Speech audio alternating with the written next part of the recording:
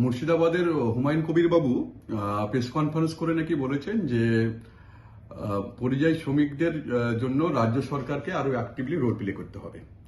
আমি হুমায়ুন কবির বাবুর উদ্দেশ্যে বলতে চাই যে আপনি ভারতবর্ষের এমন কোনো রাজ্য পাবেন না যেখানে পরিযায়ী শ্রমিকদের জন্য এইরকম কোনো বোর্ড তৈরি করা হয়েছে সরকারি ব্যবস্থাপনায়। এটা কিন্তু মাননীয় মুখ্যমন্ত্রী মমতা বন্দ্যোপাধ্যায়ের নির্দেশ মতো তৈরি করা হয়েছে। যবে থেকে এই পরিযায়ী শ্রমিক বোর্ড তৈরি করা হয়েছে, আমরা যতটা পেরেছি আমরা সবসময় যে কোনো অসহায় অত্যাচারিত পরিযায়ী শ্রমিকদের প্রথম থেকে পাশে আছি।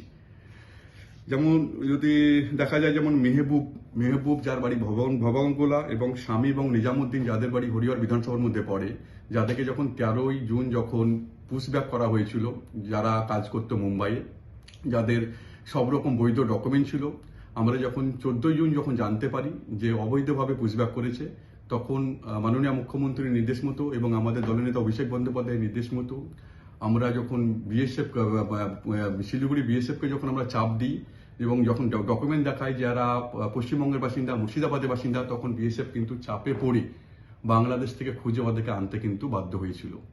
এবং যখন উড়িষ্যাতে যখন অত্যাচারগুলো মারাত্মক আকারে ছিল এবং এখনো চলছে, তখন আমরা মুর্শিদাবাদের দুজন যাদেরকে ডিটেন করা হয়েছিল উড়িষ্যাতে, যেমন শাহিনুর বিশ্বাস এবং শহীদুল, যাদের বাড়ি হচ্ছে হরিহরপাড়া বিধানসভার মধ্যে পড়ে, তাদের পরিবারের বাবা মাকে ডেকে আমরা হেভিয়াস কর্পাসের মামলা ক্যালকাটা হাইকোর্টে করেছিলাম এবং তাদেরকে ডিটেন থেকে তাদেরকে কিন্তু পরিবারের হাতে ফেরত দিতে বাধ্য হয়েছিল।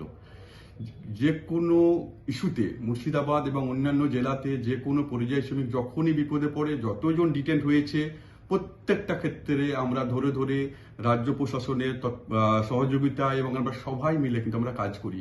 এবং যতটুকু আমার মনে আছে, হুমায়ুন কবির বাবু আমাকে কোনো হোয়াটসঅ্যাপ যদি খুঁজি এখন আমি দেখতে পাবো যে যেখানে হুমায়ুন কবির বাবু যখন আমাদের দলে ছিলেন, যখন হুমায়ুন কবির বাবু অনেক ডকুমেন্ট পাঠিয়েছিলেন যারা পরিযায়ী শ্রমিক অত্যাচারিত হয়েছিল, তখনও কিন্তু সঙ্গে সঙ্গে আমরা কিন্তু কাজ করে দিয়েছিলাম।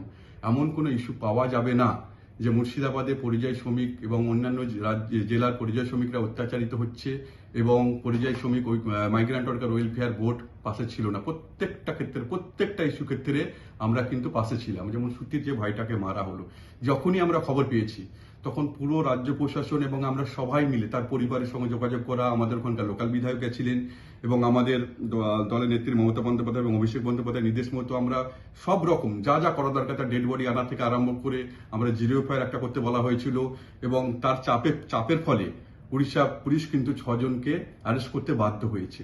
এইভাবে মিথ্যা বিভ্রান্তি ছড়াবেন না।